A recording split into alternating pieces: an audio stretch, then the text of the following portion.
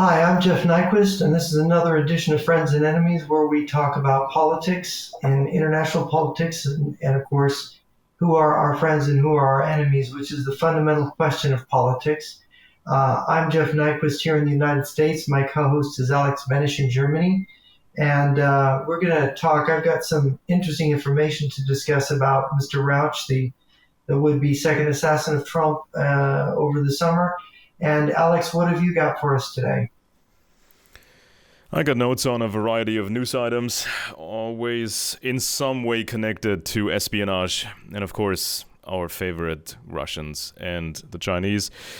And it's all starting to converge anyways, so we see a lot of cooperation on many different fronts, whether it's the Arctic, whether it's classic espionage activities, it's hacking, it's everything. So we worked on this a long time. So we focused on this a long time ago, and this actually makes it possible to understand what we should be doing now. So let's begin with the topic that you just mentioned. Now, I looked at this. When it happened, and I saw this guy that was kind of older, with the assassination attempt.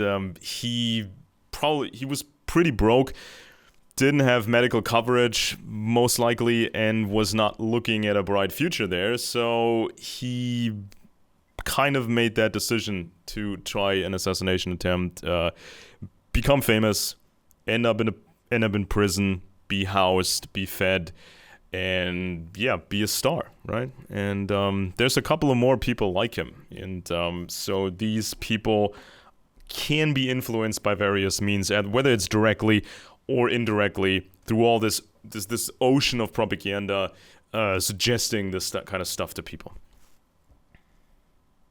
Well, it's what I wanted to bring to people's attention as a Romanian researcher that I exchange information with brought this to my attention that Jackie Singh, who is she's a Democrat. She has come up with something interesting on her X, and her X account is X at hacking but legal, and hacking is capitalized and but legal the words are all one word, hacking but legal. And Jackie Singh, this is amazing. Trump's would-be assassin, Ryan Wesley Routh. His Facebook and website indicate he's been working an active PSYOP campaign on behalf of Russia, and then she later says maybe it's China because of what she discovers, to recruit volunteers for Ukraine. And she goes through Routh's Facebook posts where he's recruiting these Afghan for special forces soldiers, but it's completely bogus because he's saying they have to pay their own airline ticket and they have to give in their passports, which is really bizarre. And it's over this, and he's got all these things on there, and he's from Greensboro, North Carolina, but he lives in Hawaii, and he's doing this. Soldiers, he says this over and over again. Ralph, please do not call me. We're trying to get Ukraine to accept Afghan soldiers and hope to have some answers in the coming months. Now, Afghanistan, that fell to the Taliban, they want to recruit soldiers. Is this some kind of op to catch people who are trying to flee Afghanistan and send them into a meat grinder somewhere? What is this about? But here's the first sort of kick in the face. She's discovered that he was trying to recruit soldiers to fight for Taiwan against China. So this is his post on that. It's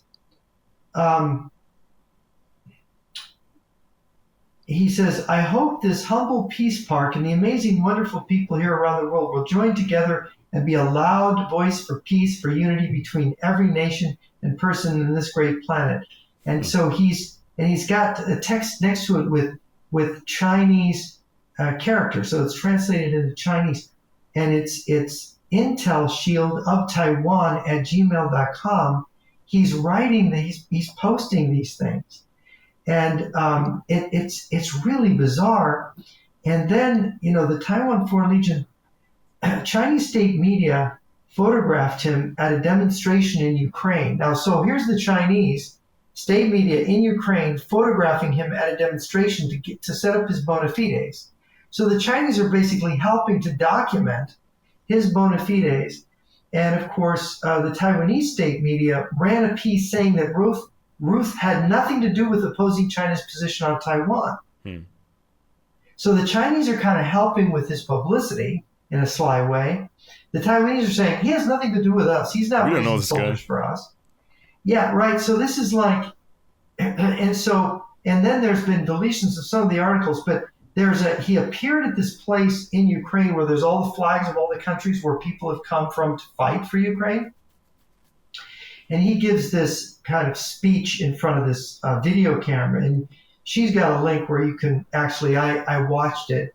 And he's fairly convincing, saying he's trying to get people to fight. But then you read these cockeyed posts on Facebook. This isn't a serious attempt to recruit anybody. This is a joke. Nobody's going to buy an airline ticket to go to Moldova, which is basically where he wants to send him, to maybe get a chance to fight in Ukraine. For what pay, he says nothing, about pay or anything. There's no offer. It's not like so. And so then there's the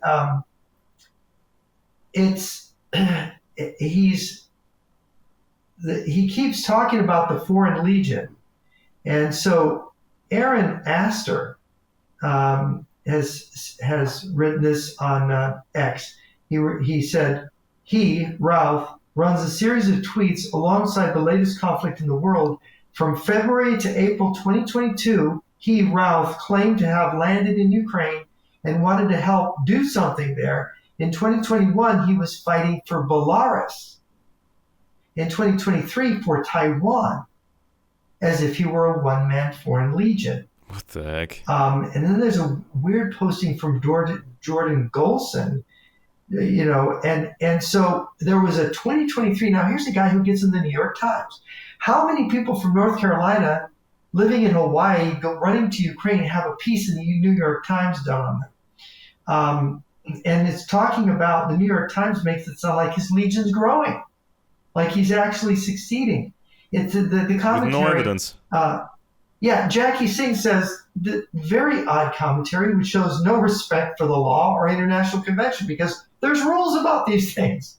You can't just run around the world hiring people to go kill other people or to fight in wars. There are different difficulties here. And now here he is.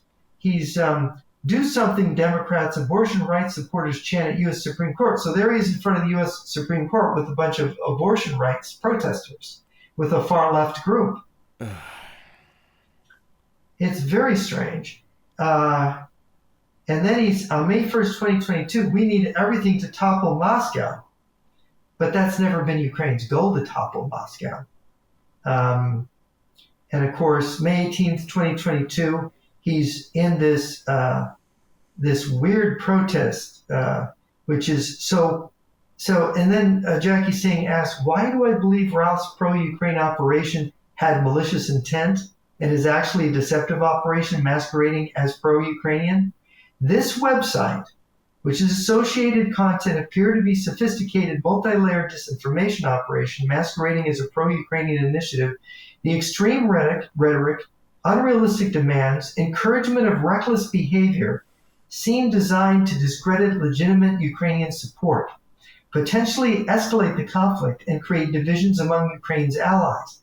By promoting dangerous actions and misrepresenting Ukraine's needs, it could be an attempt to paint supporters as irrational nuts and undermine faith in Ukrainian leadership. So if the assassination attempt, So if the assassination attempt had succeeded, there would be all this crazy backstory to exploit and everything. If this assassination attempt had succeeded, everybody would be saying that Zelensky tried to assassinate Trump instead of inviting him to Ukraine to see the destruction. Because Trump is a guy who has heart, who sees the suffering of the people, will think, oh, gee, we can't let this go on. She said, I analyzed the website and its 3 blog posts to help understand why. One, she believes, this is Jackie saying, it's pretty good. I think Jackie's done a good job here. intelligence gathering. This guy, by doing this, is gathering intelligence. He's collecting data on potential foreign fighters through direct contact channels, creating opportunities for signals intelligence by encouraging the use of various messaging apps. He's mapping patterns of volunteer movement and entry points into Ukraine. So by doing what he's doing, he's seeing how other people, he's sort of setting up a situation where he can find out what other people are doing. So it's a win-win. He's entrapping people. Win-win. And he's setting up this fake legend to be exploited once the assassination attempt is successful. We know the Chinese and Russians basically control Afghanistan. I mean, Afghanistan, the Taliban, they were clandestinely supporting that. Russia, through its control of the opium growing and trafficking out of Afghanistan, and the Chinese, of course, I haven't got it confirmed because I asked some military guys last week when I was in Canada, but it's been stated in different media that Chinese troops are at the Bagram Air Base at Kabul, Afghanistan, the big one, the one that we control with all the helicopters and aircraft and that big military use air base. And so, but now I lost my thing here. And so she says, so too, the second thing that this guy is doing by doing this, recruitment and infiltration.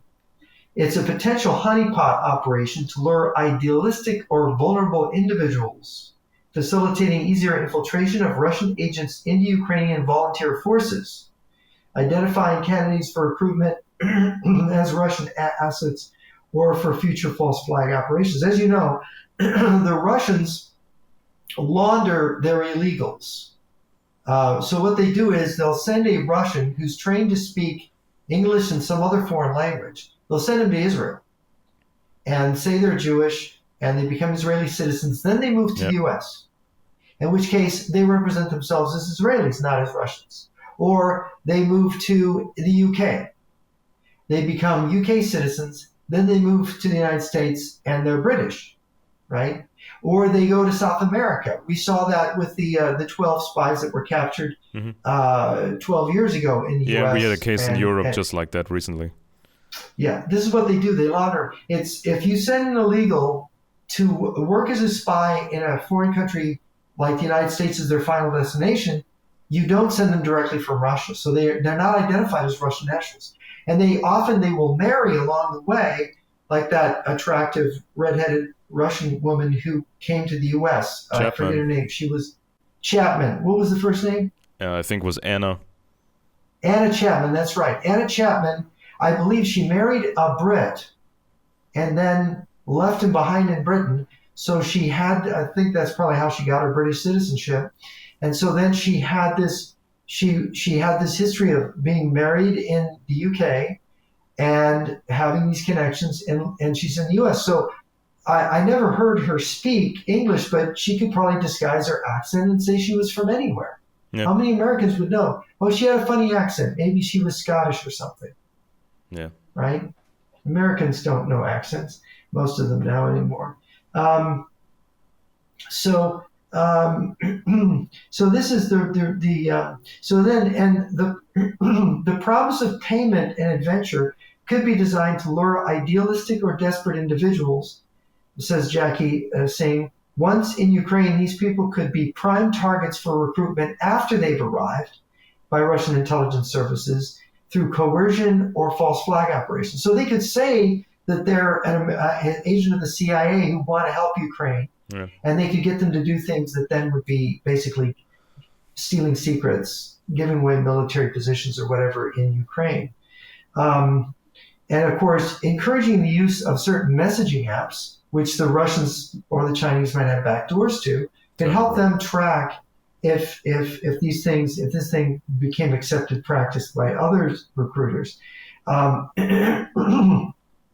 And by the way, by encouraging people to bypass official channels in terms of going to volunteer in Ukraine, the operation sets up opportunities to compromise individuals. This could lead to blackmail scenarios, forcing volunteers to act as intelligence assets. And then there's the disinformation psych warfare, which is, now we're getting closer to what Rauch was probably all about. you see the difference between disinformation and propaganda is that disinformation pretends to be, see, if I'm a Russian and I'm giving you propaganda, I'm telling you directly, this is my version of the truth. This is my propaganda. But if it's disinformation, it's not coming from a Russian. Seems like it's coming from a the neutral Russians source. are putting it in the mouth of someone who's right, who's not Russian.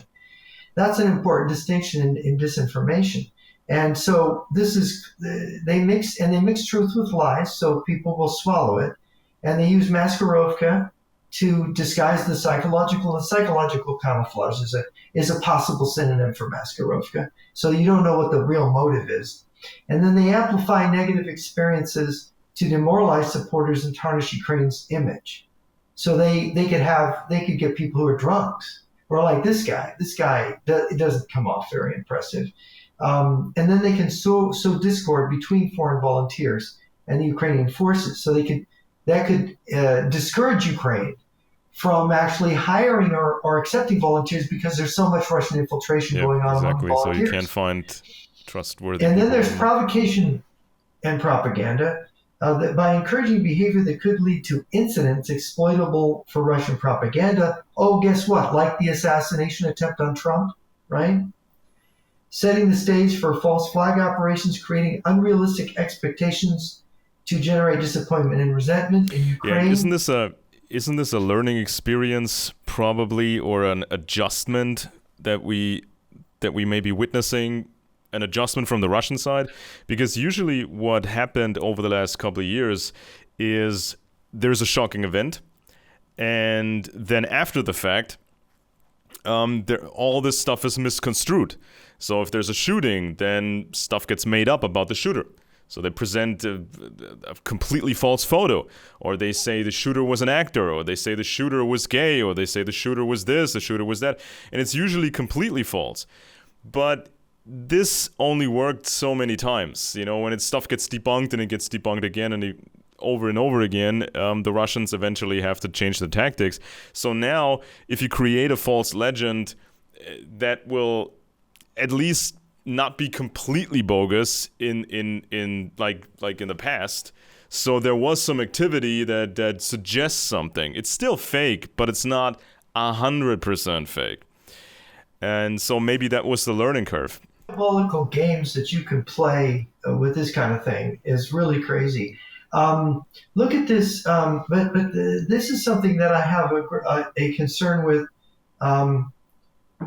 This is something I have concern with here is that she talks about, is the seventh point. She talks about long-term strategic manipulation. And I have hinted at this, I've talked about it, the idea that, and this is Mr. Wang and Li Mingyan are onto this, that the Chinese are using the popular fronts that the Russians always used in the 1930s and so on to rally all the left together. So they're manipulating the left, the Chinese agents and the Chinese networks, through the old communist movement networks, and the Russians have their agents there too. But at the same time, the Russians have been developing for the last 20 plus years connections with the right. Like you see with the AfD, we see with the Republicans now. There's definitely Russian. I don't claim that Trump was a Russian puppet or anything, but there is, from my own investigations and observation, I believe there's numerous Russian assets embedded in the right. And we just saw with the Tenet thing how people are taking money from the Russians. They got caught now. And it seems to me that that there's people that we know that are famous on the right who've been taking money from the Russians under the table, but nobody knows about it yet. It's very possible. And so what Jackie Singh is pointing out on this long-term thing is that you're doing a scissor strategy where you've got agents on the right and on the left in Europe and the United States, and they're playing them off against each other. But what's important about the scissor strategy, this is a nuance. When you have this combat where your agents are on both sides, your agents are inspiring people to say, oh, he's not really on our side, and this person on the other side needs to be taken down, and they can coordinate secretly with their own side's agents on the other side, so that they make it so that their people get promoted in both organizations, and the people that aren't with their agenda get demoted. Exactly. You see? The And reasonable that's ones, part of the they scissor strategy don't game. rise up. Yeah. They get in trouble. Yeah. It's a form of tightening control. So let's see. What she says is, you set up a network of compromised individuals. And how do you compromise people? You compromise people by paying them when they don't really understand where the money's coming from. And then they maybe understand later where it comes from, but And you give them the identity of a hero, of a warrior. So you're not a broke guy anymore who's 60 years old and has no future. Now you're a warrior. You're a hero fighting whatever. Now you're part of something. Yeah. And so she writes about this whole thing by looking at Rauch, Routh, rather. She says, in my opinion, this op demonstrates a sophisticated understanding of human psychology, modern conflict dynamics, and the complexities of info warfare. It leverages the genuine desire of many to help Ukraine, twisting it into a tool that could ultimately harm the very cause it claims to support. By appearing overtly pro-Ukrainian while subtly undermining Ukraine's efforts, this operation aims to create confusion, gather intelligence, and set the stage for various forms of sabotage and manipulation. I think she's right. And I've seen this on both sides. You see it on the left and the right. You see it as certain forces, international forces, sophisticated forces, nation-state actors, or super-state actors, China and Russia are really super-states, are expert at doing this. This is their game, the game they play. And if we look closely at the right and the left, and we look at Mr. Routh here, we see that this is indicated here. This is definitely indicated here. So what's also interesting is her, Jackie saying just a little bit about her, the lady that posted this on X, it's really rather well done for an X post. The Biden campaign's cybersecurity expert Jackie Singh explains how she went from self-taught hacker and military veteran to protecting the president-elect's campaign from a nightmare scenario cyber attack. So this is an old article about her. Now, I don't know whether she's still with these campaigns or not, or whether she's maybe the fact that she's talking about it, maybe she realizes her own side, the Democrats, aren't really supporting Ukraine. Yeah. Because there's another kind of false flag situation. But what people have to realize, what's really confusing and disorienting today, is that because of these tactics, which come from Russia and China, you cannot tell who's really for this or that. You can't really tell who is doing certain things. Yeah, and we live in an age where activism is pretending, it's play acting. It's like you find something on the web and you start to like it. It's tailored for your taste, and then you just repeat the talking points, and boom, you remember. You're a warrior. You're a part of a resistance, whatever. And it's all about talking. It's not really about living these values, whether it's on the left, whether it's on the right, whether it's libertarians or truthers or whatever. It's all about words and reinforcement. And so if somebody says something, doesn't really mean much on the surface. So I totally agree. It's like you got to look at that person, who that person truly is, and is this an activist who is younger, who is just trying out different things, or he's maybe trying out different things at the same time? Because we live in a day and age with the internet where you can try out different things at the same time. Activism has almost become like online dating, where you're not just focused on one potential partner, on one potential relationship. You have like five or six different things cooking at the same time. And you're trying out this, at the same time you're trying out that. So that's one thing. But when we got some Lee Harvey Oswald type, or somebody who is as you just described, who seems so confusing because he's trying to be everywhere and he gets unwarranted attention. That's a bunch of red flags right there. Yeah, I did this piece a year ago last summer on Lee Harvey Oswald and the assassination of Kennedy. And so I read a couple of books. I read Posner's book, and I read this book that just came out last summer by a former Stanford economics professor who, in his youth, spent the summer of 1962 with the Oswalds, helping Marina Oswald with her English.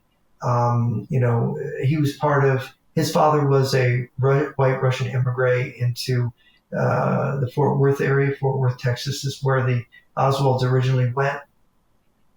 And the picture that both you find, the detailed biography of Posner in his book, Case Closed, and the detailed autobiographical account of this other book. I don't remember the author now, but it was really worth reading because of the detail of the personal interactions with Oswald and Marina. You realize that Oswald was a guy who really did believe, but he was playing a game, and that he had a narcissistic personality order. Maybe he had some borderline or something. And his mother, what you learn about is his mother was a monster. Lee Harvey Oswald's mother was among the worst kind of mothers that you could have, that she was extremely narcissistic. It was always all about her.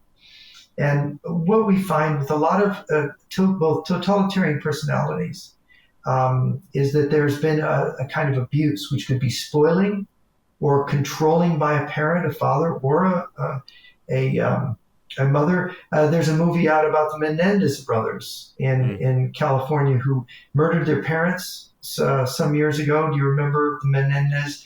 They were like a fortune family. They were Cuban Americans, and the two boys murdered their parents and kind of made it look like a mafia hit or something. And when you go into the details, the father was extremely controlling. He wanted to be like another Joseph Kennedy.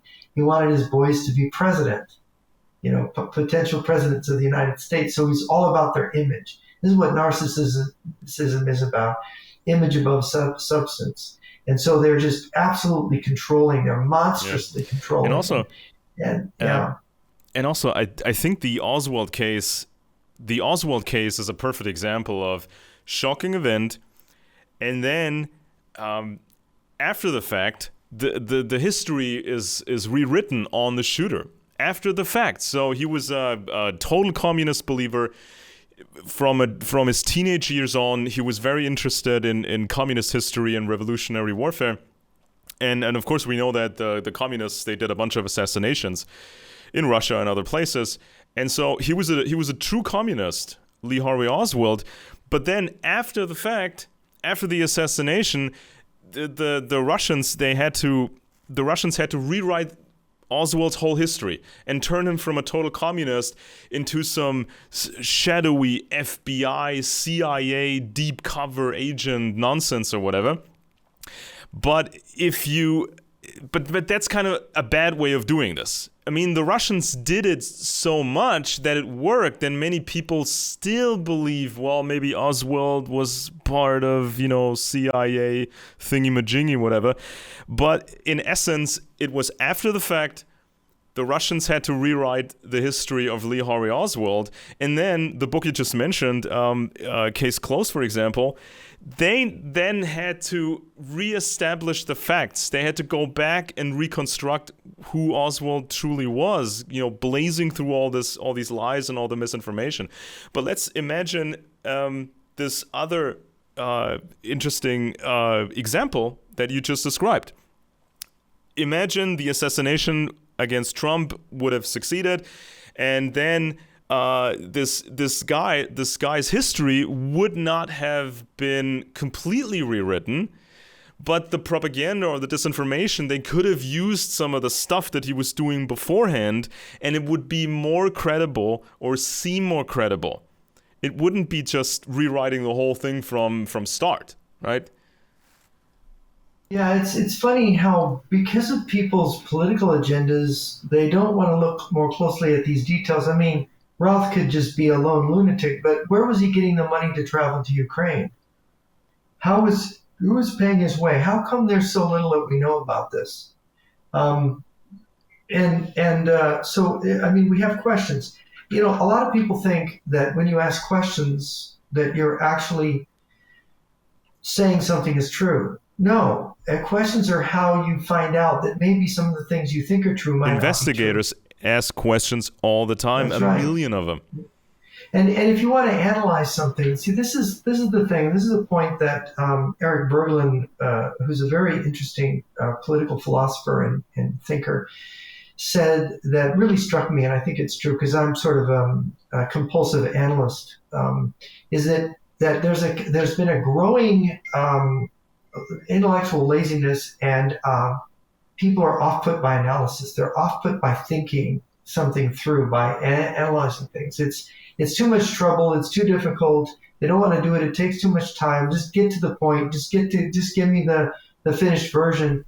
And the thing is that what Verlin says is that what ends up happening in our political discourse is we just end up repeating or passing around a bunch of unanalyzed ideas or topics that have not been. And so if you take something, some idea, like we've talked about flying saucers or UFOs, there's such a complexity of analysis about witnesses, events, the involvement of intelligence, the the psychological elements involved in it, the parapsychological elements, the what kind of phenomena is it?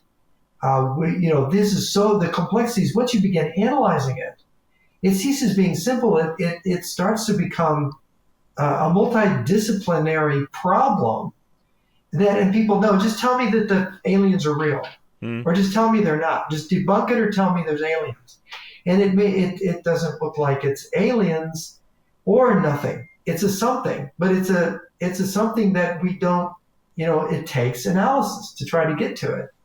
And it's the same thing with most political things, with questions of the environment, military questions, certainly. What countries, a good example, we haven't discussed this, but I had the discussion yesterday about the Chinese alleged nuclear submarine that sank at the dock up the river in Wuhan, supposedly. Well, if you talk to Chinese people, and I talked to Mr. Wang of Luna Media last night, I talked to Li Mengyan yesterday as well, and they both said the river's too shallow for a large nuclear submarine to be built that far upriver. They could make diesel submarines up that river, but not a nuclear one. So there's something phony about the report to begin with about the submarine. That's not to say that the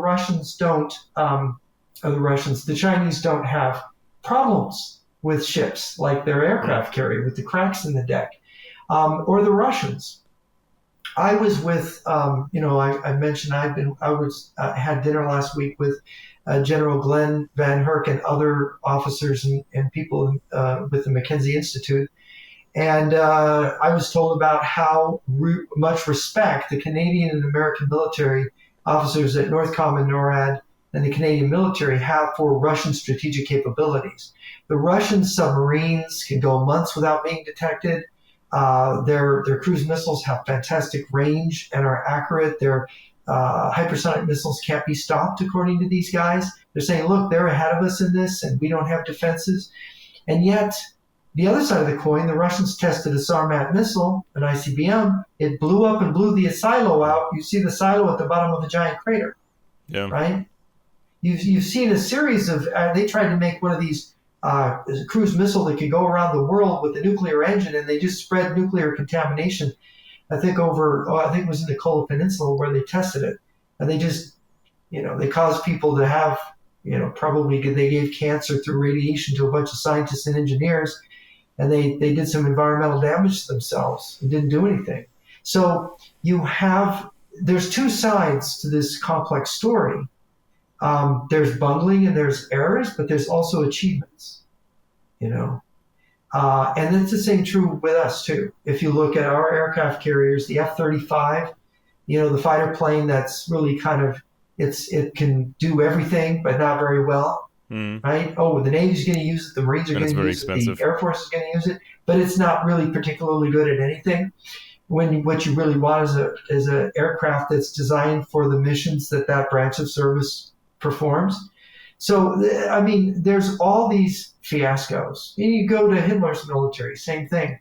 But so we have to analyze, we have to judge, and so people can come out and they can make these blanket comments, and the public says, "Oh yeah, that's the answer," without analyzing anything, without being given any analysis.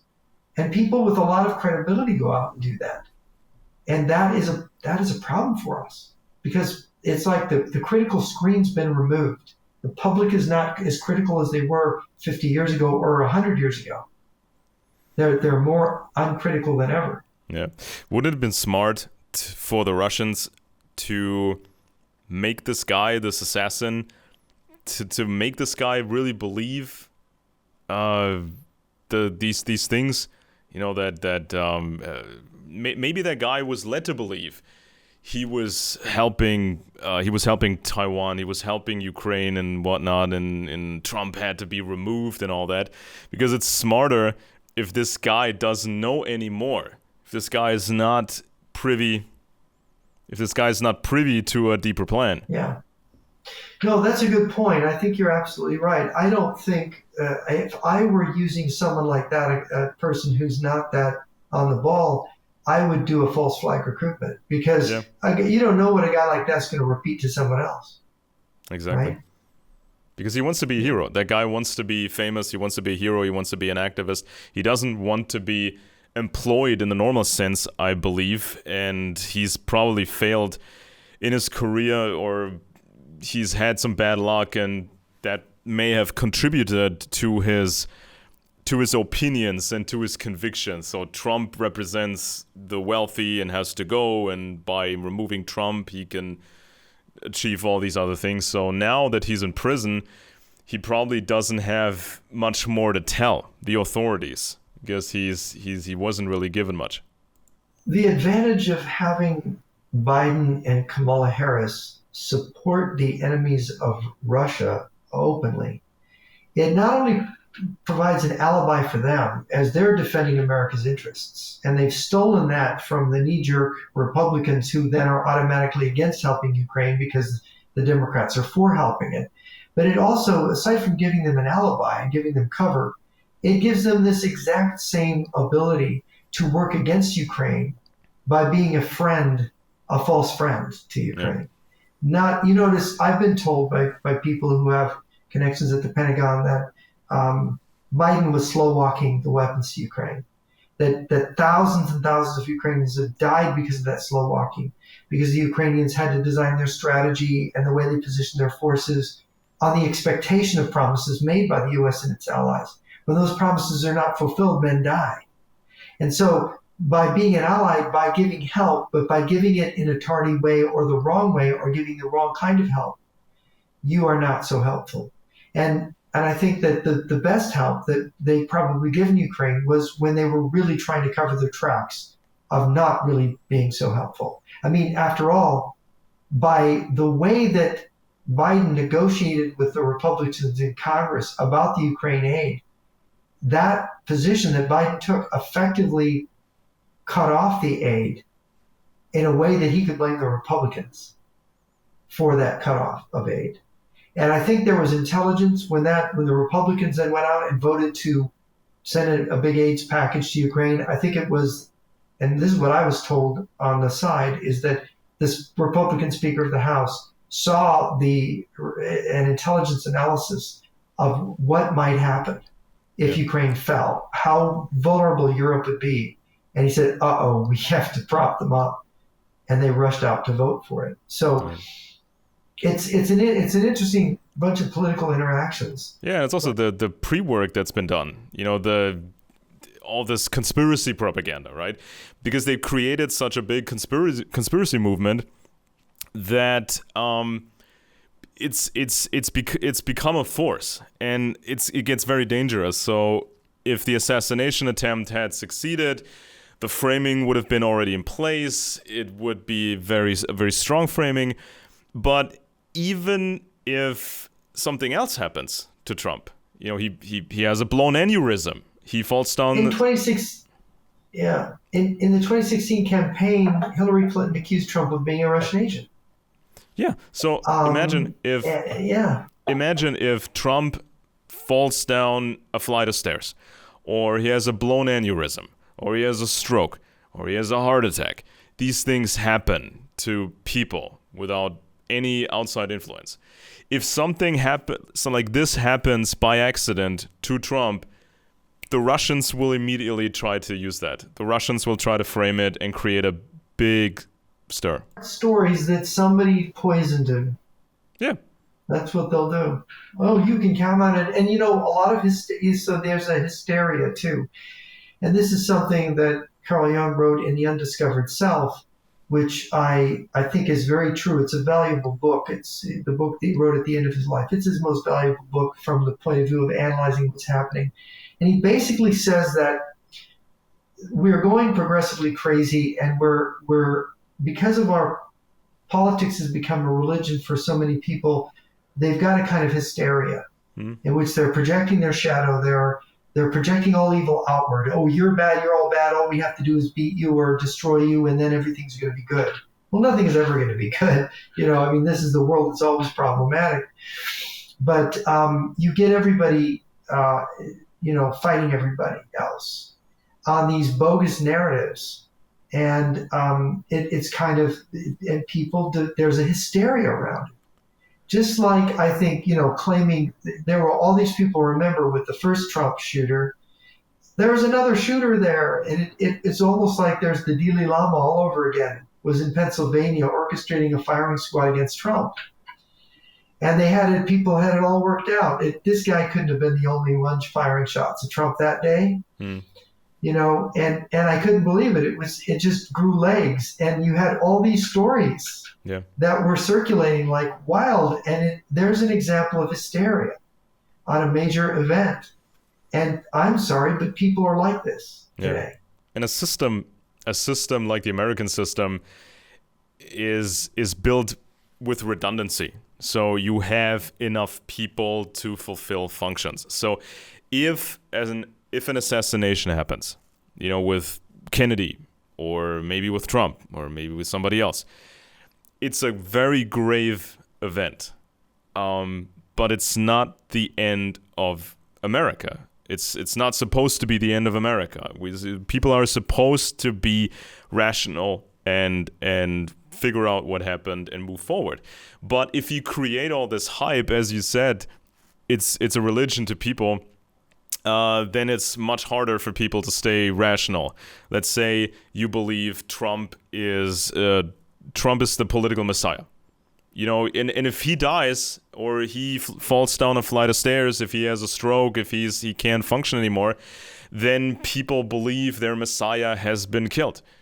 Or if he's called the devil and he gets killed, that may embolden the wrong people. That may embolden the left if they start to believe some crazy story about the event. And they may think, well, we killed that one devil, or we probably our side killed that one devil, maybe we can kill more. Well, they'll say the man on the grassy knoll was there. He's 73 years old, but he still's a good shot. Well, maybe not so good because he missed, right? Yeah. I mean, that's what they're going to... it's incredible what people will come up with. You just can't... I am always constantly amazed. But it's because there's a will to believe. H.L. Mencken used to write about that, the will to believe. There's certain things people want to believe. Yeah. So they will construct, they will fantasize, and they will build out of whole cloth. They'll build a bridge, a fabrication that they think is true, full of things that are really speculative. It's like alcoholism. Wishful thinking is like alcoholism. Right. It's a drug. Yeah. Yeah, and people get panicky. When they don't get their fix, they get panicky, they get antsy, they get panicked, and they just want their fix. Yeah. Well, and the thing is that there's people get a sense of importance, that they're at the center of events because they know what's going on, and they can explain it to other people. And it builds, if you get enough people who, because of all, and what contributes to this, I think, is this Soviet media method. In the Soviet Union, and I've mentioned this before, you have all these, they had their media under the Soviet Union, completely controlled by the Soviet government, by the way, but they had different outlets that actually postured to present different points of view within the Soviet context. So when a major event would happen, they could present different angles on it. But for the most part, when they wanted to lie about something, they could present several different versions of this lie without any of the versions being, true on the key points they want to obfuscate. So the public now has a choice. It's just like going into the store. The Soviet citizen didn't have a choice. It's the people's oatmeal, or it's the people's, slab of rotten fish or bread or whatever. But in this area, they had this choice. What seemed like this wonderful choice of how to explain an event. Khrushchev is this. Oh no, he's that. No, this is the reason. Khrushchev left power because he was just retiring anyway, and he just wanted to make it dramatic. Or he left power because he was forced out. There was a palace coup, or so on and so forth. So they create all these stories, they weave them, and they also export them to the West, so that the people who are in the West, they can choose which lie they want to believe in. And then they can construct their reality themselves. And all the Russian disinformation artists do is provide them the materials, see where they go with it, and say, oh, look at what these creative people in the West thought of. That's really to our advantage what they're thinking. We'll feed them more. We'll give them evidence to bolster their opinion, and then they'll be all puffed up. See, we predicted it. We knew. Yeah. And this is how they get people going along their way. And it's you have to look at the different tricks they've played before. And I'll give you an example of, I had somebody from France write to me and say, that he didn't believe Mr. Wang or Li Mengyan were legitimate defectors. But what's interesting is that they gave these not very good reasons. And but what I know is that when you talk to a Chinese dissident who's working for the CCP, what they're never going to do is they're never going to tell you about China's latest weapons, how China is infiltrating the southern border. They're not going to tell you all of these things. They might say one of those things and maybe mute it a bit or change its meaning in some strange way. But they're not going to give you all the things that Mr. Wang and Li Mengyan are telling you, because all of the things they're saying are damaging to the People's Republic of China. And that's why, and of course, the way they put it together is, so far, I haven't seen anything from them that contains a deception or something that's going to cause you. I mean, nobody's 100% right in their analysis or their presentation, and we all get facts wrong because this is in real time, and we get misled at times. But I can see they're doing what I'm trying to do. And I say, look, and unless I catch people actually promoting something that is false and harmful to our side, what could be wrong with them? Maybe later on they will, but until they do, you have no reason to think that they're bad. And that's, obviously people could play a long game, but that's generally not what they do, because that's too big of an investment of the time of agents, right? Talking about reframing things, talking about just creating a false reality. I have a bunch of stories here in my browser that I was selecting for the show, and one of them deals with the Russian demographics, which are terrible. Even though Russia presents itself as the new Rome and Christian, conservative, right? They're for the family. They're the opposite of the West, because the West is all about eugenics and population reduction and satanic forces, hating babies and all that. But the Russians present themselves as the good guys. They love life and they love families and conservative values and all that. So why doesn't this jive with the reproduction rate. They now scored another negative record in Russia. And so when you have these very terrible years with very few babies, this will become even worse 20 years down the line, because then you have too few mothers that could have children, so your population will collapse even more. So now, then we got this. It says here, the Kremlin's top doctor this week, this is like 2 weeks ago, or maybe a week ago, encouraged all Russians to engage in they call it a sex at work scheme to move to back President Putin's attempts to counter a growing population crisis. So Russia saw its lowest birth rate in the last quarter century for the first 6 months of 2024. And speaking during a Eurasian Women's Forum on Putin encouraged women's role in the workplace, but he also reiterated his push for higher birth rates. So which is it? Full-time work for the women and additional tasks you have to do, or more babies? Which is it? Sounds a lot like communism when you demand both. You're not making much money. You're supposed to make babies for Mother Russia, for the system, but you don't get to raise the children because you have to work all the time, right? So this sounds more like communism. That doesn't sound like some Christian conservative wonderland. And so then here comes the kicker. It says here, the Kremlin chief reportedly said that women can cope with the load of being both a career woman and a mother because they possess a secret that men are unable to fathom. When pressed by a female reporter about when women are supposed to find the time to manage a family, Russia's health minister, Dr. Yevgeny Shestopalov, said, being very busy at work is not a valid reason but a lame excuse. And then the question was to this guy, there are people who work 12 to 14 hours. When do they make babies? Shestopalov was asked. And the answer is this: you can engage in procreation during breaks, he replied, before adding, life flies by too quickly. So, which is it? So there are new laws coming. There are even new laws coming. Soviets. Yeah. So there's new laws coming. They're brewing right now in the pipeline, in the system.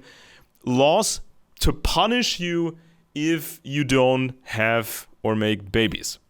But as you just heard, you won't have time to raise a family. You'd have zero time for a marriage, partnership, raising your children, having this quality time with your kids and raising them right. You don't have the time because you have to work all the time. This is communism, right? This is pushing the women to the workplace and forcing them, and then the government raises your children and they get to be raised in this government cult over there. This is communism. This is just like in communism. Yeah, well, it's like what they're trying to do, and so they it's like what Putin does all the time. He talks out of both sides of his mouth. I'm a Christian, but I love Lenin's ideas, but Christianity and Leninism are the same thing. So he talks out of both sides of his mouth and he reconciles it, which these two things can't be reconciled, right? There's just no way you can reconcile Lenin and Christ.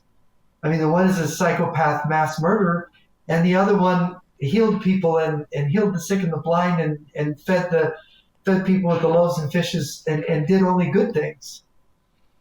It's just amazing what they will do. So did you have another story there? Yeah, then there's this. It says here Tucker Carlson is now fully embracing Alex Jones because they were together on a speaking tour. This was, I know about one date. Maybe they're gonna be together on another date on the speaking tour. Carlson, addressing a crowd of paying attendees in Pennsylvania, sung Jones's praises and said he was proud to be alongside the 50-year-old InfoWars founder who he said has been vindicated on everything. Carlson, who is 55, went as far as calling the far-right provocateur the most extraordinary person he'd ever met. Right. And so there's been news stories about the latest development covering InfoWars and Alex Jones. So now his assets will be stripped and auctioned off unless some court intervenes in the last minute. So in a few weeks, you can actually buy the domains, intellectual property, back catalog stuff. You can buy the pieces of InfoWars and do with those whatever you please. Question is, who will buy these assets? May there be another tenant paid by the Russians, maybe some other middleman, maybe some foreign oligarch buying these assets, putting those back together and hiring Jones, and then continuing with InfoWars, which has been one of the worst pro-Russian platforms in existence. So that's kind of a thing that we're watching out for. What is going to happen with Jones and his multi-million audience and all the machinery, he had created? Because it does take a bunch of people and equipment and contracts, and it's a machine that you build over the years and that functions. So I don't think Jones can just function by himself. If he's just a dude, another random dude with a webcam, that's not gonna fly so well. So there's a lot of things he can't do. He can't do the technical stuff. He can't put on a website. He can't do the server stuff. He needs people for all of this. And so maybe some rich guy will actually buy these assets and put them back together. And there's also a question of how is Tucker Carlson going to continue? Because if he's playing it like this, he's going after the same audience that Jones has. So it's like, yeah, they're playing buddies right now, but it's also about taking market share. Because there's only so many hours that people can listen to something each day, people in the audience. Do you listen to Jones or do you listen to Tucker Carlson? Do you buy something off of Jones? Do you buy something off of Tucker Carlson or maybe some other people? So it's like there's only a few stars. There's only a few celebrities. I think maybe whoever's really kind of pushing the strategy here sees that Jones is kind of spent and perhaps it's a strategy. Tucker Carlson is a bigger name, really more closer to the mainstream. If you're going to mainstream Jones's message, if you're going to, grab his audience and combine it with Tucker's audience, maybe there's a huge overlap there. This is the way you do it. And then you create the super crowd and then Tucker has Trump's ear. Yeah. And what kind of advice is he giving him? Have J.D. Vance be your running mate? Yeah. And there was also another interview recently of Glenn Beck and Alex Jones. Now, Glenn Beck used to hate Jones. Jones used to hate Glenn Beck. Jones accused Glenn Beck of stealing ideas and concepts as if Glenn Beck was copying Jones for whatever reason. Stolen everything he uses.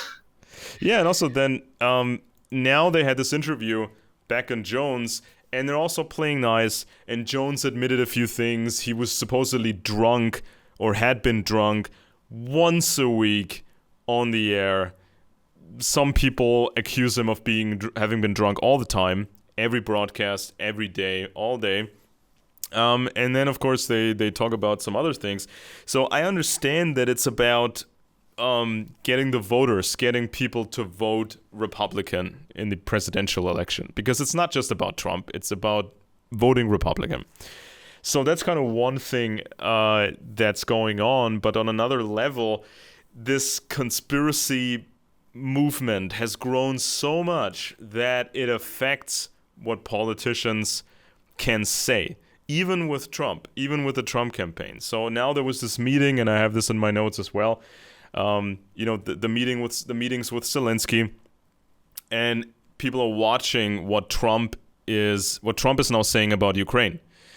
And so Trump says something about Ukraine, and it's probably tailored to get specific voters. It's not necessarily an indication of what Trump's policy ultimately will be with Ukraine, because I mentioned this report by General Kellogg that came out a few weeks ago, and Kellogg laid out how this all works, what they were going for, and what they're still going for. Very tough deal on the Russians. That's kind of the goal. Eventually, they will get all the territories back. And Kellogg actually said that Trump was very useful because he seems so hard to read and he seems unpredictable.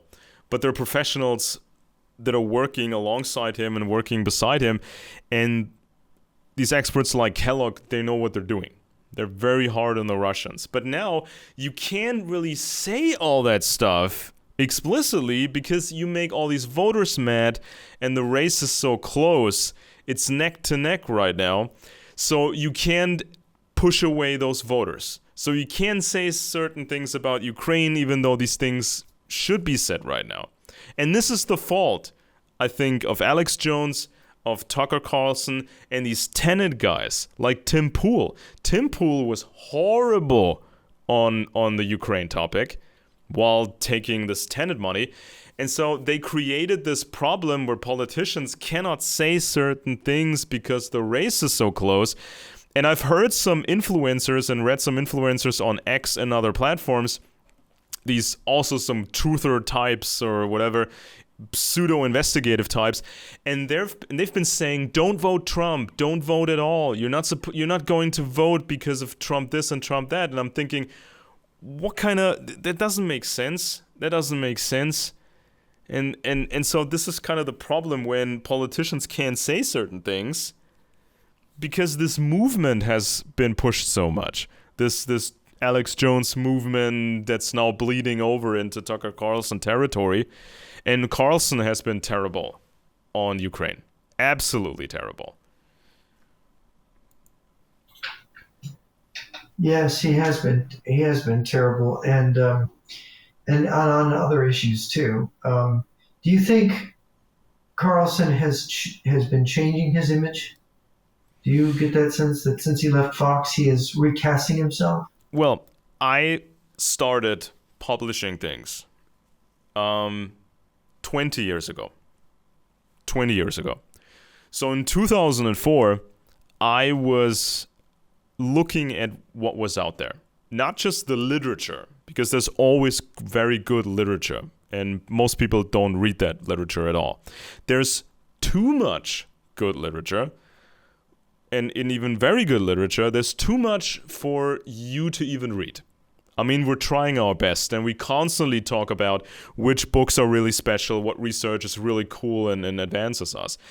But I was looking at, besides great books, I was looking at media, what was out there. And I saw in 2004 what Alex Jones was doing, then what these other guys were doing, people that try to copy Alex Jones, then what was going on in Europe. So I was looking at that kind of media. And for the last 20 years, I've looked at what's called alternative media. And I've done my own study on conspiracy media over the last 200 years. And the one thing I noticed very early on is that the conspiracy movement is the easiest to join, the easiest to be successful in. The target audience literally doesn't care who you are, what you've done in the past, as long as you agree with the movement and you have some sort of clout, you have some sort of status, they will love you, they will throw money at you. It's the easiest field to transition into. It's harder in other fields, especially if you have a past that doesn't really fit.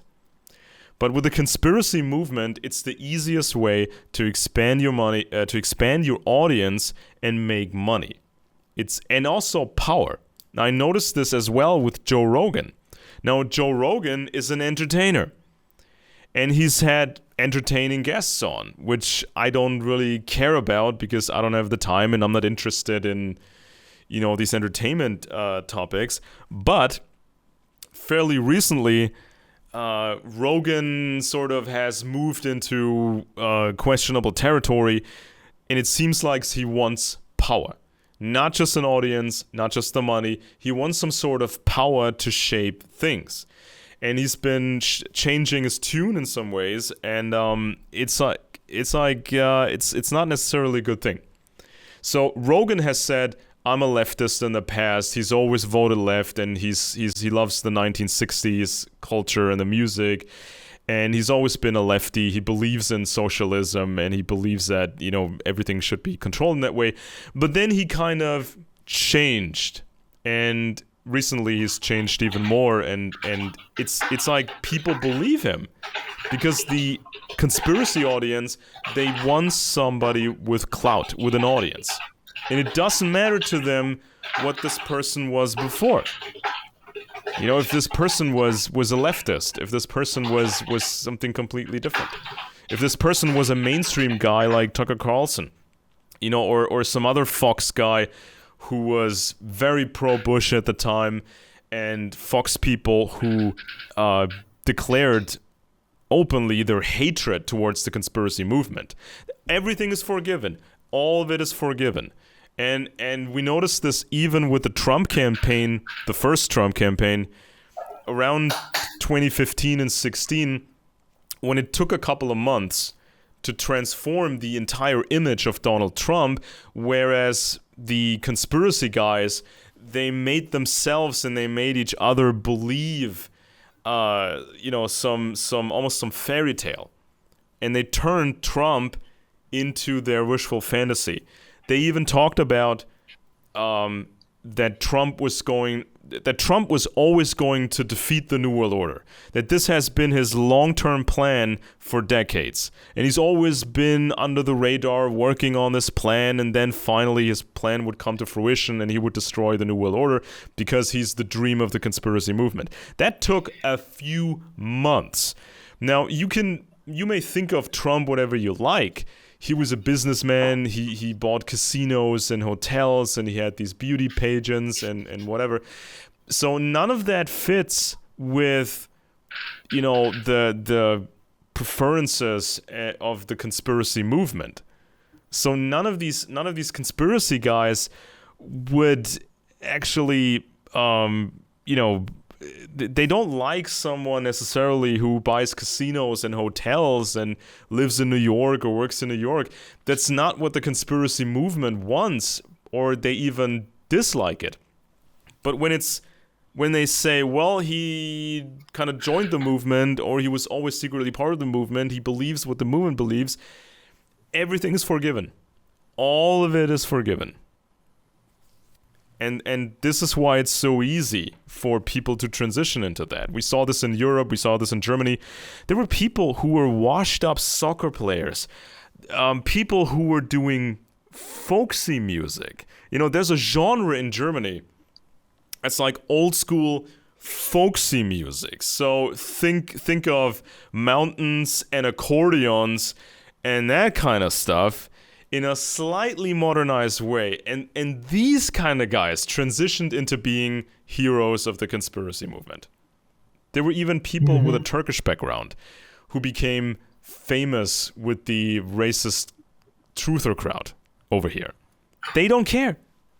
No. Well, if the conspiracy movement, there's 5 words that I want to go over, which are involved in the conspiracy movement that you brought up that are problematic. And they're perfect examples of Eric Voegelin's unanalyzed topics, right? Or unanalyzed terms in this case, unanalyzed concepts. New World Order is the one that gets kicked around all the time.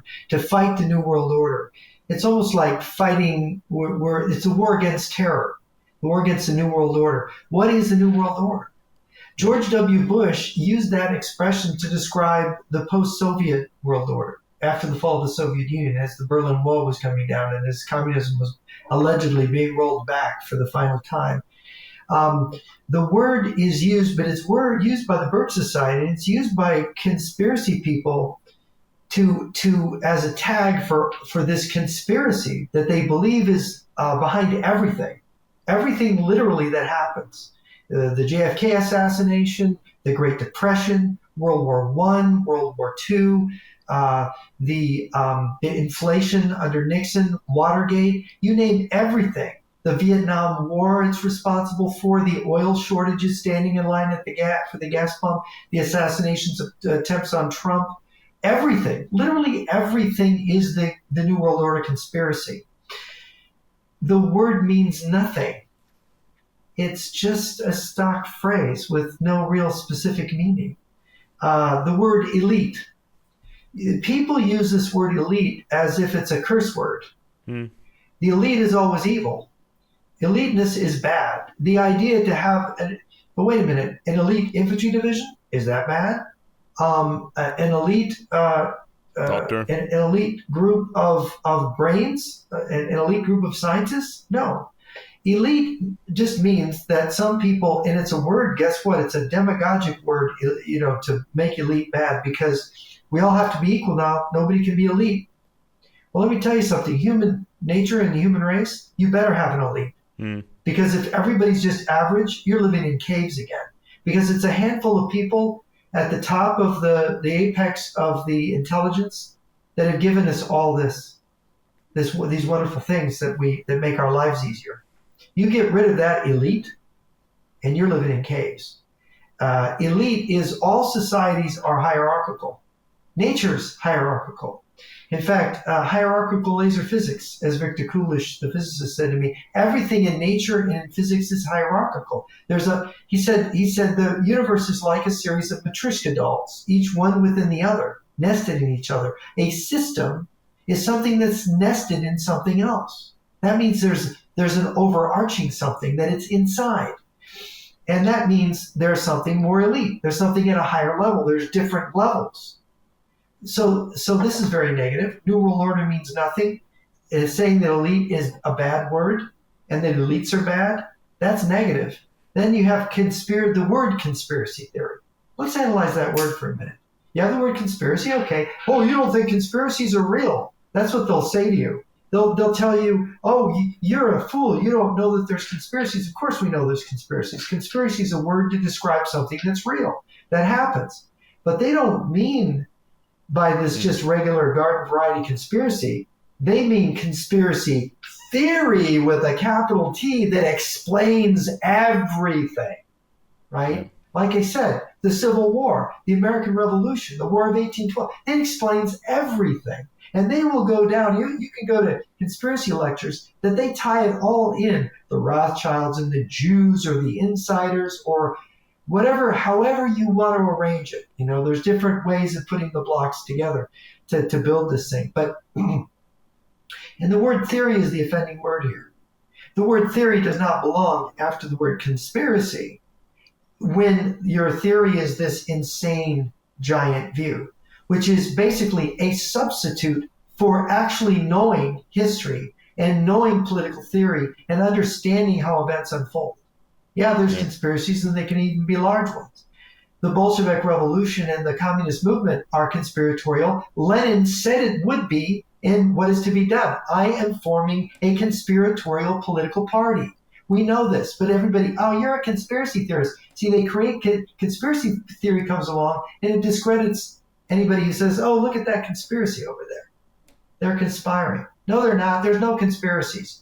So you have the truth, which is the golden mean, gets crushed between the false notions that there are no conspiracies because these people have made the idea of conspiracy so ridiculous.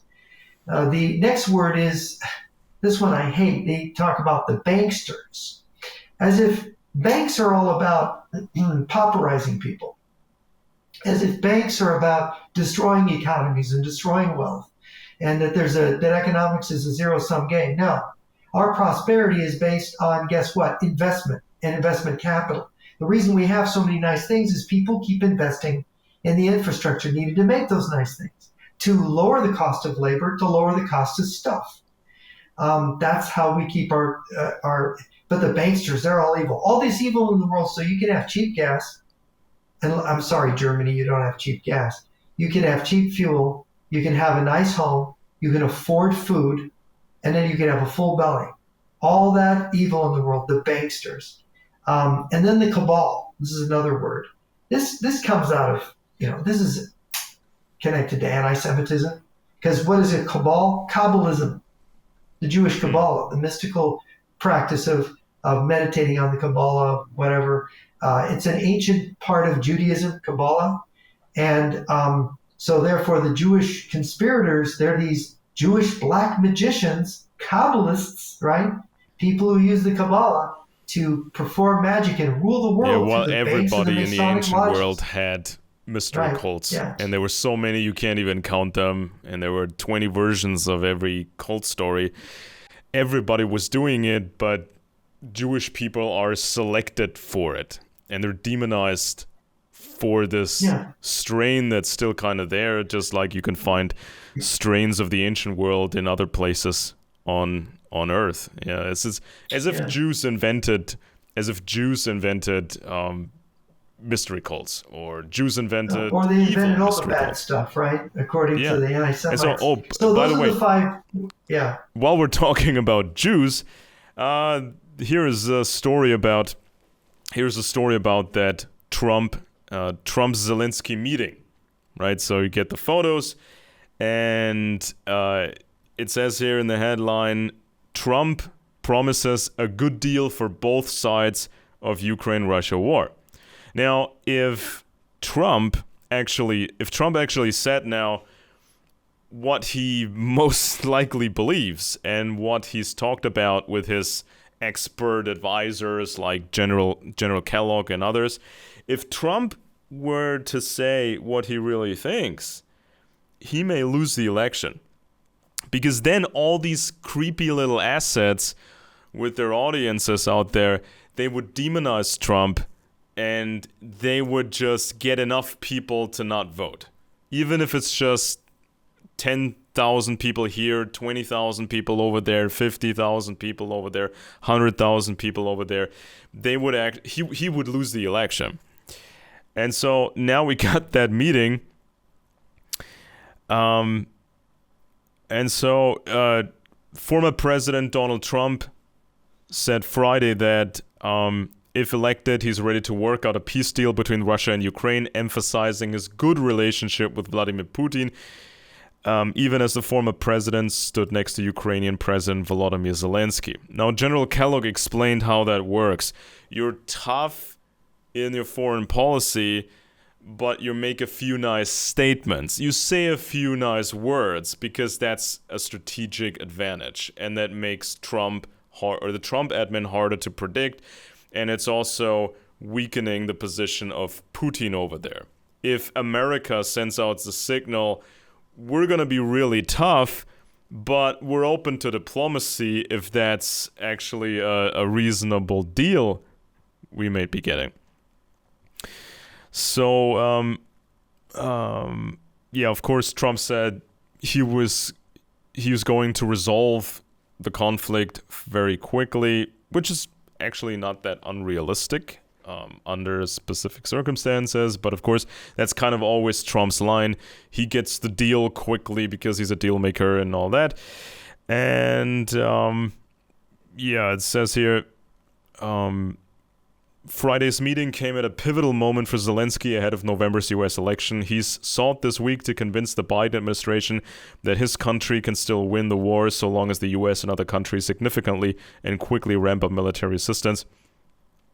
Trump has repeatedly complained about the funding the U.S. has provided for Ukraine, which is probably just strategic talk. Zelensky said this week that Trump doesn't know how to end Russia's war in Ukraine. Hopefully we'll have a good victory, because if the other side wins, I don't think you're going to have victories with anything, to be honest with you. Trump said of the race between him and Vice President Kamala Harris, blah, blah, blah. So, and then it says this. It says this here. I think we have common view that the war in Ukraine is to be stopped and Putin can't win and Ukraine is to prevail, and I want to discuss with you the details about that, Zelensky said. This was, of course, for the press. So we don't know exactly what they talked about, besides the press, just removed from the press, what actually has been worked out. So that meeting had to happen. I mean, if Trump was going too far strategically with this, criticizing talk and whatever, that may also cost Trump voters. So he's kind of striking a balance here, I think. He wants to not lose the voters who listen to Tucker Carlson and Alex Jones. Trevor Loudon has pointed out that in Pennsylvania, for example, there's a lot of Ukrainian and Polish American voters who are pro-Ukraine. And when they hear these messages, they don't want to vote for Trump, or they may not vote, or they may vote for Kamala Harris. So it's very, and the same thing in other states. In the upper Midwest, we have Ukrainians and Polish people in the Midwest here that could shift the vote in different places, because the vote can be closer than we realize, especially if there's some hanky-panky in some of the precincts. So, it is, Trump has been very uncautious, trying to curry favor with the MAGA extremists, the ones that hate Zelensky and the ones that hate Ukraine, and actually are okay with Russia overrunning that country. They don't see the strategic interest of the United States and its allies. And because the United States isn't just the U.S., as I've explained before, it's a system of countries that trade with each other, that support each other economically. And if you take over part of that system, you can end up crippling the U.S. economy. If Ukraine falls and certain countries in Europe change sides and decide to make a separate deal with Russia, stop their trade with America, start trading with Russia, it can disrupt the supply chain here in the U.S. It can destroy the U.S. economy because we become so interdependent with our allies, right? Yeah, just what you just we're mentioned. Part of the system. Here, yeah. Exactly what you just mentioned. Here it says, Trump's Republican allies in Congress are furious with Zelensky for his visit to a Pennsylvania ammunition plant. Along with Democratic Governor Josh Shapiro, they've argued his visit to the key battleground state, which is home to a sizable population of people of Ukrainian ancestry, had partisan motivations, with House Speaker Mike Johnson calling on Zelensky to fire the Ukrainian ambassador to the U.S. So, exactly what you just said. Yeah. Yeah, because this could affect congressional races. It has implications for other people's seats in Congress and the Senate. This is, the Democrats have been so good at manipulating this issue by being on both sides of it. Yeah, they sound nice, but they act terribly. Yeah, they are. Well, look at. Is it possible that Scholz, your country's chancellor, is really genuinely supporting, given his history with the Soviet Union and East Germany, where all those East Germans just love Moscow to this day? The Stasi people are out there saying, we hope the Russian army comes back to Berlin. Mm-hmm. Is there any chance that Scholz is really out to help Ukraine? Really? Right. Or Tusk in Poland, or Macron in France. What I heard, one of my sources said that the stuff that France sent to Ukraine, it just was junk. The Ukrainians were like, what do we do with this? This is terrible, right? Yeah. So you're dumping your junk. It costs money to get rid of junk, right? So maybe some of it was useful. Maybe the Ukrainians, being desperate, made use of it. But everybody's given up their obsolete stuff for Ukraine. Hand-me-downs that may not even work. How effective is this for the Ukrainian soldiers when they're not given enough ammunition for their artillery? We'll give them guns. Oh, but we don't have any ammo for them. Sorry. Here's some commentary from former White House National Security Advisor John Bolton. Asked by CNN's Caitlin Collins why the two met, meaning Trump and Zelensky, Bolton pointed to political reasons. I think for political reasons. I think he knew that obviously Zelensky had been in Washington. He had met with President Biden. He had met with Vice President Harris. I think it's designed to calm the nerves of some Republicans who despise Trump and don't want to vote for him, but are afraid of the radicalism of the Democratic Party, and they're rationalizing in their own minds. Surely, Trump won't sell out Ukraine, he continued, so that this is the kind of picture that helps convince them that indeed Trump won't be so bad. I just like to break that bubble because I think it's, in terms of American support for Ukraine, if Trump wins, I think it's toast. That's a bit pessimistic, I think. I mean, Bolton, I don't remember that much about Bolton. I mean, especially his longer career, so maybe you could interpret why Bolton is so pessimistic on this.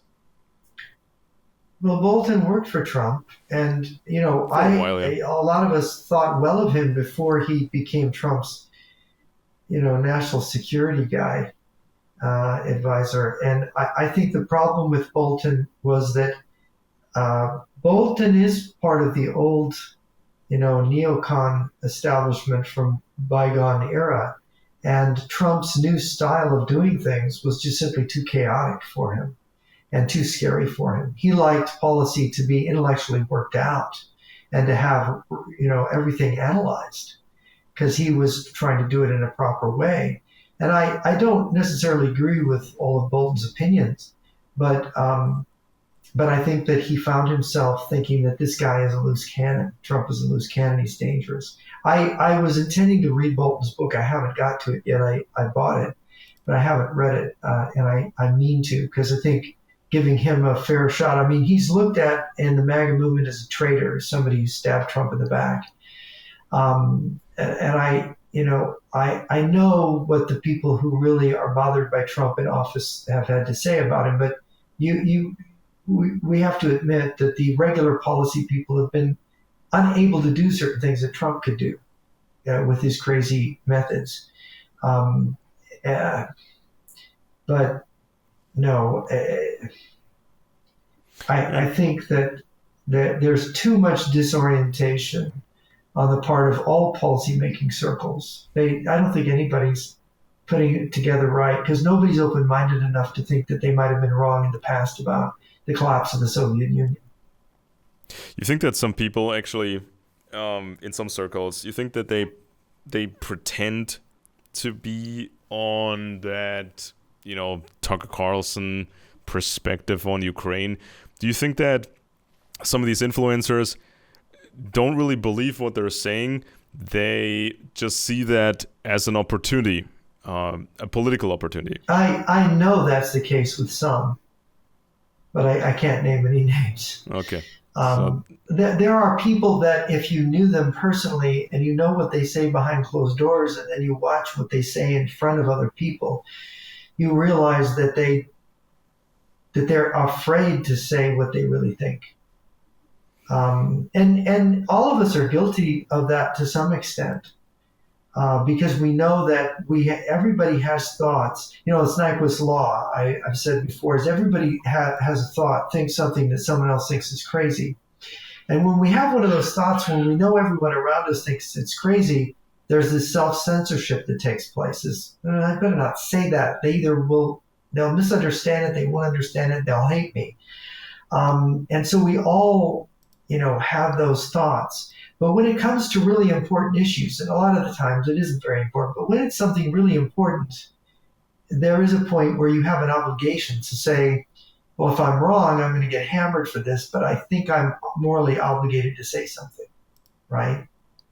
So I think that's where there's a line. And so I don't like to, accuse people or blame people and say, somebody on my website was saying that Churchill was a traitor because he sold 40 million, he gave away 40 million East Europeans to Stalin.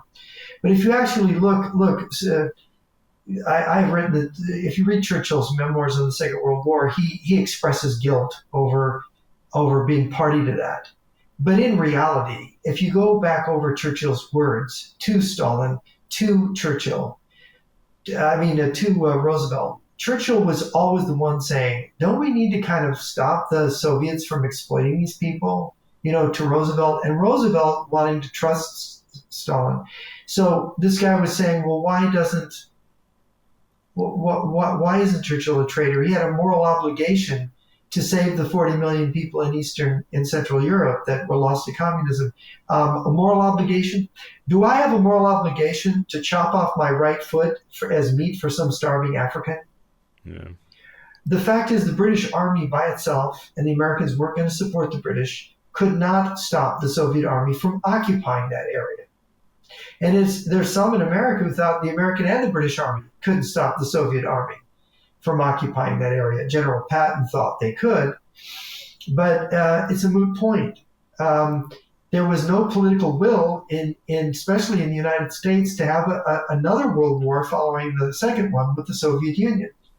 So since Stalin wasn't going to leave, we were going to attack him? What could Britain do when America wanted to trust the Russians? He was helpless. So, judging people, saying that people are bad because they don't do certain things, well, maybe they don't have the capability. Well, there was this. And as far as Churchill went, he actually did say what he thought was going to happen, that the Russians were going to cheat them. And then he did at his Fulton speech. He was the first one. They say he started the Cold War by making that speech at Fulton, Missouri, saying an Iron Curtain has descended from Stettin in the north to Trieste in the south, right? And that people say, oh, he's a horrible man for saying that. He got attacked for saying that by many people, but it was true. And there was a recent scandal which caused a significant stir in the Republican Party, and this is when Tucker Carlson interviewed a guy who was doing this regular right-wing revisionism thing. And we talked about this in previous episodes. Oh, yes. When the Russians were getting into this game. Yeah. Right after 1945, you saw these weirdos popping up everywhere saying it was all different and the Nazis were not so bad and all that stuff. And it became a bigger movement, even, with more successful guys like David Irving, who's sold many books, and others who had radio shows broadcasting with Russian help for a while and those kind of things. And then David Irving is very dangerous because he's quite brilliant. He's got a great English prose style for writing. His style of writing is fantastic. I mean, if you want to read good prose, read David Irving. But unfortunately, he is a pro-Hitler, Nazi-loving, anti-Semite. And by the way, he very carefully disguised all that in his writings. So I just want to ask you, Alex, did you watch Tucker Carlson's interview with this revisionist? I haven't seen the whole thing. I was planning on doing a larger report on this, but I saw the main bits of information about this. And usually these revisionists are all the same. And in this particular case, they were, as you just mentioned, they were talking about Winston Churchill and blaming him for World War II and saying that Hitler didn't want the war and all that kind of stuff. So it's something I saw, something you see more and more. Some people, they want to get into the British Empire, they want to get into the past, but they're not really equipped to do so. And when it comes to Churchill and the people that he worked with or had to work with, it was a very complex and very dynamic, fast-moving situation. Now, when you look at Hitler, now obviously, and I think everybody will agree on that, Hitler really wanted to take Poland without getting into a war with Britain and France. Right. He had that warning. Yeah. They said, if you attack Poland, you are at war with us. And so that decision was on Hitler. Now, there was strategic deception, and some of the better authors have written on this. This is when the Brits thought, we really don't want to fight the Nazis, especially not now. So maybe if we play it friendly with them for a while, maybe they leave us they leave us in peace for a while. So there was some strategic deception, but it was ultimately Hitler's responsibility for his own actions. So if you fall for those kind of deceptions, that does not excuse somebody like Hitler, because he had to somehow take into account that he was going to end up with a real war with the French and the British after taking Poland, and then it was always the question of what the Russians were going to do. That stupid alliance wouldn't hold for very long. And then the question of what was America going to do, and the Nazis, they barely had no experts on America, or very few. Most of these Germans, they just had wishful thinking. They thought Americans were weak and multicultural, and Americans wouldn't make good pilots, they wouldn't make good soldiers, they wouldn't produce so much stuff. So it was a bunch of really bad decision making, really dysfunctional decision making on part of the Nazis, but none of that actually gives us an excuse. You can't blame Churchill for the actions of Hitler. And it's like this little slippery slope. You start with this, and then you go into the Holocaust, and then you fudge the numbers, and then you end up where all these revisionists end up. So it's kind of a step-by-step road to, in many cases, not necessarily all of them, but in many cases, this step-by-step revisionism ends up in total pro-fascism mindsets. Well, it's crazy to blame one person who was not even in power when the war started. Churchill was not even in the cabinet until the war started. Then they made him First Lord of the Admiralty, if memory serves.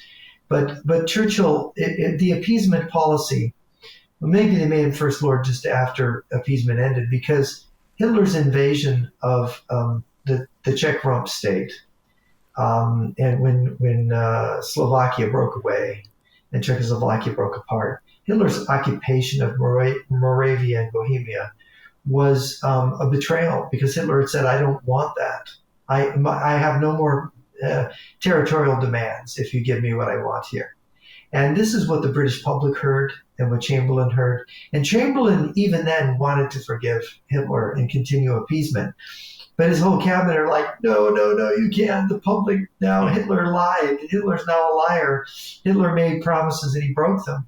And so then when Hitler makes additional demands for West Prussia, for the corridor, to be given over to Germany, or to negotiate for some kind of transit rights or whatever, Poland just stiffened its back, especially since the British said, "No, you promise no more, and we're not going to, And on paper, the Allies looked strong enough to stop Hitler. So on paper, the French army and the British army together, with their tanks and aircraft, they had as much or more than Hitler did. So why would Hitler be able to defeat them? Well, he did in the first half of the war. And but you see, the thing is that having a moral obligation to stop a maniac, and it was Kristallnacht that happened right after Munich in November of 1938, that everybody could see what the Nazis were. I mean, it was a very ugly event, right? Kristallnacht, where all the Jewish shops, they attacked Jews across Germany. It was like the beginning of a giant pogrom. And, Hitler tried to get rid of the blame from himself, but it was horrifying and horrible. So they alienated world public opinion with that event. They showed themselves to be complete monsters. And what were they going to do next? Poland, So the war was completely on Hitler. And he thought he was going to bully his way, and he didn't care if he ended up in a full-blown war. He didn't like the fact that he had to fight the full-on war then. He was expecting to just fight Poland, but he did it anyway. Yeah. So, but that's the same thing with Putin here. If Putin wins Ukraine, can enslave the Ukrainian engineers and scientists again, get his rocket forces so they don't blow up in their silos because he doesn't have enough Ukrainian engineers. Are we going to congratulate ourselves like Chamberlain for making peace? Yeah. Is Trump going to be another Chamberlain then in the Eastern Europe? And so if Tucker Carlson interviews a guy who's getting into this revisionism in that blatant way, unprofessional way, so Tucker Carlson has plausible deniability. He can say, I just interviewed a guy. I don't necessarily have to share his opinions. I just call it interesting or give him a platform. So just like he gives other people a platform and maybe different opinions and blah, blah, blah. So it's always this plausible deniability that people can claim. So they want to do something but not take responsibility for it in media. They do not want to be held accountable. They do not want this. There's a lot of that going around. Not wanting to be held accountable. What has Tucker Carlson ever written, researched by himself? Is there anything significant, anything original that Carlson has done about these important topics? Carlson, when he was at Fox News, he did some nice things. He did some things. He stuck up for some people. He stuck up for some ideas and thoughts that nobody had the courage to stick up for. So I'm going to give him that. This is where he got his reputation. And I had admiration for his courage in doing certain things. But what I didn't understand watching him then was this willingness to embrace things that were really disrespectable, that were really dangerous, like Alex Jones, for example, like Vladimir Putin, saying that Putin's not such a bad guy, saying that, oh, Russia's a normal country. No, It's not. And all is forgiven. So the truthers, they forgive Tucker Carlson. They forgive Tucker Carlson for his past because he was a mainline guy. He was at Fox News. He was at other television stations.